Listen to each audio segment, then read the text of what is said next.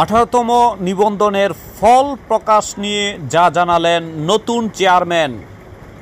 বেসরকারি শিক্ষক নিবন্ধন ও প্রত্যয়ন কর্তৃপক্ষের এনটিআরসি এর নতুন চেয়ারম্যান মোহাম্মদ মফিজুর রহমান বলেছেন, 18তম নিবন্ধনের লিখিত পরীক্ষার খাতা মূল্যায়নের কাজ চলছে।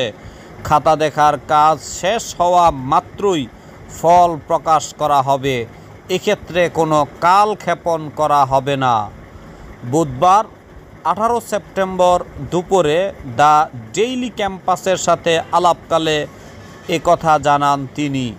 এনটিআরসি এর একটি সূত্র জানিয়েছে, 18তম শিক্ষক নিবন্ধনের লিখিত পরীক্ষার খাতা দ্রুত মূল্যায়ন করতে পরীক্ষকদের তাগাদা দেওয়া হয়েছে। অনেক পরীক্ষক খাতা মূল্যায়ন শেষ করে জমা দিয়েছেন, তবে কতজন পরীক্ষক খাতা জমা দিয়েছেন সে তথ্য জানা যায়নি। এ বিষয়ে এনটিআরসি এর পরিচালক পরীক্ষা মূল্যায়ন ও প্রত্যয়ন মোহাম্মদ আব্দুর রহমান দ্য ডেইলি ক্যাম্পাসকে বলেন, অনেক পরীক্ষক খাতা জমা দিয়েছেন। আশা করছি দ্রুত সময়ের মধ্যে ফল প্রকাশ করতে পারব।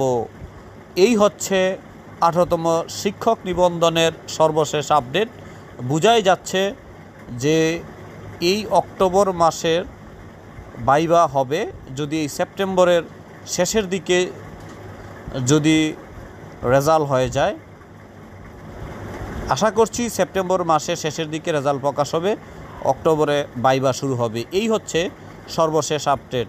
Keep connected in my channel. সবাই ভালো থাকবেন।